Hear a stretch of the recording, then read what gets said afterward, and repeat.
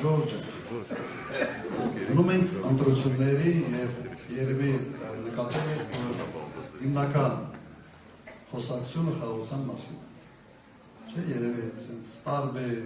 վարիացիաներով, բանով, բայց հիմնական թեման խաղաղությունն է։ Իշխող խոսակցությունը խաղաղությունը դարձրել է իր հիմնական քարոզչական, այսպես ասենք, թեզը։ Ինչու համար, որովհետև ուրիշ բանից չի կարող խոսալ, իսկապես բոլոր նախանշված ծրագրերը իրենց նախկին խոստումները իրենք տապալել են եւ մնացել են այդ թեման խաղաղություն։ Եվ այդ թեման առաջ մղելու համար փորձում են ցույց տալ, որ միայն իրենք են սեփական աշնորհը խաղաղությունը եւ մյուս բոլոր քաղաքական ուժերը բերելու են պատերազմ։ Եվ զավեշտալին նաև որ խաղաղության մասին խաղաղության այդ թեզը փորձում է սեփականաշնորհել մի մարդ, որը բերել է պատերազմ, բերել է զոհեր, բերել է իսկական արհավիրք սեփական ժողովրդի գլխին։ Եվ մեղադրում է այն քաղաքական ուժին, այն առաջնորդին, որի ժամանակ եղել է խաղաղություն, չի եղել պատերազմ, եղել է արժանապատիվ խաղաղություն։ Եվ ըստ էության մենք մտել ենք մի բանավեճի մեջ, որը իր էությամբ աբսուրդային է, ժողովուրդ, չեք նկատում, խաղաղության ցենց դրոշը ջանասիրությամբ տանում է մի մարդ, որը բերել է 5000 զոհ, 12000 վիրավոր եւ տարածքային հսկայական կորուստներ, 150,000 փախստական։ Եվ փորձում է խաղաղության մեջ մեղադրել մի մարդու, որի կառավարման ժամանակ եղել է արժանապատիվ խաղաղություն։ Սա իսկապես աբսուրդ է, բայց մենք սա տեսնում ենք։ Հիմա ժողովուրդ, ես իմ կյանքում միշտ փորձել եմ ինչ ասում եմ, բացատրել թե ինչի համար եմ սա անում, եւ եթե մեկը մի բան է ասում, փորձում եմ նաեւ պահանջել, թե հիմնավորի թե ինչի համար ես դու սա ասում։ Ես չունեմ հետևյալ բացատրություն։ Ինչ են ասում, ինչ է ասում օրինակ Նիկոլ Փաշինյանը։ Ասում եմ մեզ պետք է խաղաղություն, բայց մեզ պետք չէ երաշխիքներ եւ երաշխավորներ։ Մենք ասում ենք, մենք ուզում ենք, մենք բերում ենք խաղաղություն, բայց խաղաղությունը կարող է հարատևին լինել եւ կայուն լինել, եթե կա երաշխիքային համակարգ, կան երաշխավորներ։ Հիմա կարող եք ինձ բացատրել, կամ մեկը բացատրի, կամ ինքը բացատրի հանրությանը, ինչով է իրենք խանգարում երաշխիքները խաղաղության համար։ Այդ հարցը ես ինքս ինձ տալիս եմ, ես տարբեր լրատվամիջոցներով փորձում եմ այդ հարցը հաղորդել, միգուցե մի պատասխան ստանամ, զրոյական պատասխան։ Պատասխան չկա։ Ասում են, չէ, մեզ խաղաղությունը պետք, բայց այդ խաղաղությունը պետք է երաշխավորված լինի Ադրբեջանով։ Մենք օքեյ ենք սրա հետ։ Հիմա ես կրկնեմ այդ շատ պարզ միտքը։ Ինչով է ձեզ խանգարում ձեր խաղաղությանը, երաշխիքային համակարգը եւ երաշխավորները։ Ինչով է ձեզ խանգարում, օրինակ, եթե պետք է ստորագրվի խաղաղության պայմանագիր, ինչով է ձեզ խանգարում, օրինակ, ՄԱԿ-ի անվտանգության խորհրդի բանաձևը, որը կհաստատի այս խաղաղությունը եւ որտեղ արձանագրված կլինի, թե խաղաղության խախտողը կենթարկվի որոշակի պատասխանատվության։ Հետևանքներ կլինի ագրեսորի համար։ Ինչով է դա ձեզ խանգարում։ Սա մեկ հարցադրում, ուղղակի ես հրավիրում եմ ձեզ նաև մտածել սրա մասին։ Ես չեմ կարող նաև ստանալ մի պարզ պատասխան, մի պարզ հարցի շուրջ։ Մեր հայի ինքնությունը ինչով է ձեզ խանգարում։ Ինչ եք ուզում հայի ինքնությունից։ Խի եք մտել կռվի մեջ, պատերազմի մեջ մեր ինքնության հետ։ Պատասխան չկա։ Մեր պատմությունը ձեզ ինչով է խանգարում, ժողովուրդ ջան, ես չգիտեմ, ինչով է խանգարում հայ ժողովրդի պատմությունը Նիկոլ Փաշինյանը։ Ես չեմ հասկանում եւ այդ պատասխանը չունենք, միջի այսօր չենք ստացել այն պահից, երբ այդ դիսկուրսը սկսվել է, թե ինչով է խանգարում ձեզ մեր եկեղեցի։ Ինչ եք ուզում, մեզ գոնե հիմնավորեք, ասեք կոնկրետ sense համար 1 պատճառը սա է, համար 2 պատճառը մյուսն է եւ այլ եւ այլ եւ այլ։ Գիտեք, սրտիկներով պետություն չեն կառուցում, այս ամբիոնից արդեն հնչեց։ Սրտիկներով իսկապես մարդկանց ուզում են խաբել, միգուցե։ Բայց երբ որ դու խոստանում ես մեկ բան, ժողովրդի լեզվով ինչ են ասում, անում ես լրիվ ուրիշ բան։ Ժողովրդի մոտ շատ բարձ բան կա, չի ասում, այս մարդը գցեց։ Միգուցե սիրուն բառ չի։ Այս մարդը ժողովրդին գցեց։ Ոչ թե ընկերոջ, մյուս, այդ ընկերների մասին մենք գիտենք, որ սաղին էր գցում, աջ ու ձախ։ Բայց Նիկոլ Փաշինյանը բոլոր այս ուղղություններով անվտանգություն, ինքնություն, եկեղեցի,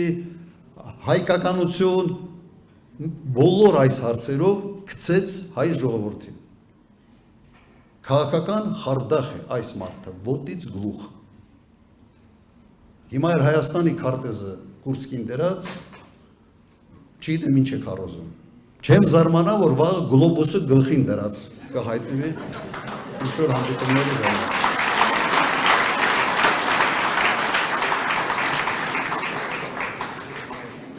Հիմա մի քանի խոսք Աննան նշեց արդեն այդ պարադիմասին, երբ շատ sense խոսակցությունների թեմա դարավ այդ պարադ կոչեցել, հատուկ այդ պարադ եմ ասում, sense ժողովրդի մոտ ավելի շատ դա է, չէ, sense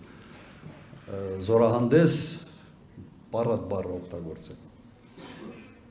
Ես այն փորձ ունեմ եւ այն հիշողությունը իմ կենսագրության հետ կապված, որ կարող եմ համեմատություններ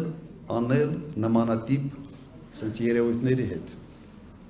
Ուղղակի հիշեցնեմ, շատ է նման Սահակաշվիլիին, Նիկոլ Փաշինյանը։ Ես այդ համեմատությունը 1-2 անգամ արել եմ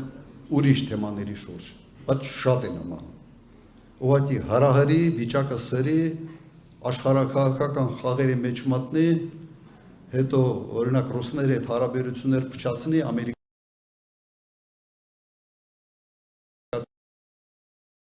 մեկից ինչ-որ բան ստանալ, օգուտներ քաղել։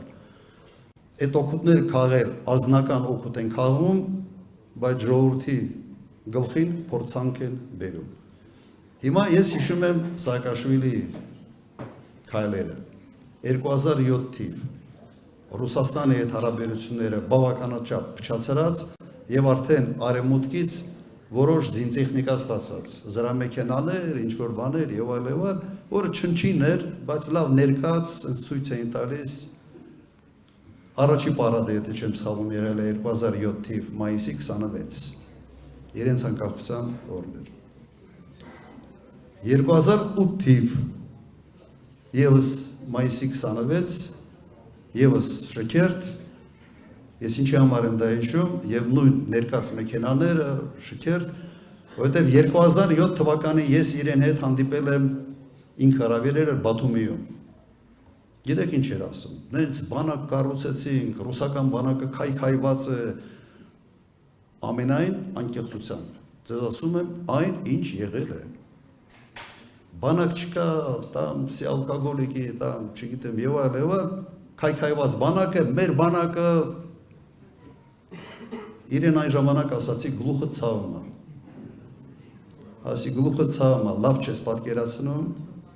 թե ինչ պատմության մեջ կարող ես հայտնվել։ 28 թվականին ես արդեն նախագահ չեմ, մայիսի 26-ին մի հատ շքերթ է անում, սիրուն, ներկած, դրոշներով, ամեն ինչով այդ տեխնիկայով, ուղիղ 2 ամիս հետո հարձակվում են Ցխինվալի վրա, խաղապահ, ռուսական խաղապահներից 22 հոգի, եթե չեմ սխալվում, զոհվում են, բայց դրանից հետո 3 օրում ռուսական բանակը հայտնվում է Թիֆլիսի մոտակայքում եւ մտնում են Պոցի, ուր գնում են դեմ ազատ էր, բանակ չկա, այդ պարադանող բանակը անհետացել է։ բանակ էին փնտրում, ահու էին անում, բանակ չկար։ Ժողովուրդ ջան, ձևականության, սենց պոնտերի, սենց ցուցադրական քայլերով դու բանակ չես կարող ստեղծել։ Չես կարող ստեղծել։ Մի խայտարակություններ, սակաշույլն էլ իր բան գալստուկներ բանանում, ծմծամում, եթե այդ կադրերը մի քիչ ավելի ավակ սերունդը երբ լավ են հիշում։ Ձեզ փորձում են համոզել, որ զրոյից բանակ է ստեղծել եւ մի հիմար արտահայտություն օգտագործվեց, ինչպես ասեց, ավերակ կոչեցյալ բանակը ինքը իբրև ժառանգել է, ինքն է սարքել ավերակ, մենք ունեցել ենք մարտունակ բանակ և ինքը սարքել է ավերակ, հիմա ավերակ սարքելու մեջ փորձում է մեղադրել նրանց, ով այդ բանակը ստեղծել է։ Եվ իմ կոչը չխաբվենք, այս մարդը խաբելու չեմպիոն է, իսկապես չեմպիոն է, այստեղ մենք չենք կարող մրցել։ Ուրեմն պետք է զգաստանանք, պետք է հասկանանք, որ մենք ունենք այդ հնարավորությունը կանխել այս ամենը, մենք ունենք հնարավորություն ամրապնդել մեր ինքնիշխանությունը, ամրապնդել մեր բանակը և մենք կոնկրետ Հայաստան դաշինքը այն ուժն է, որը բերելու է խաղաղությունը։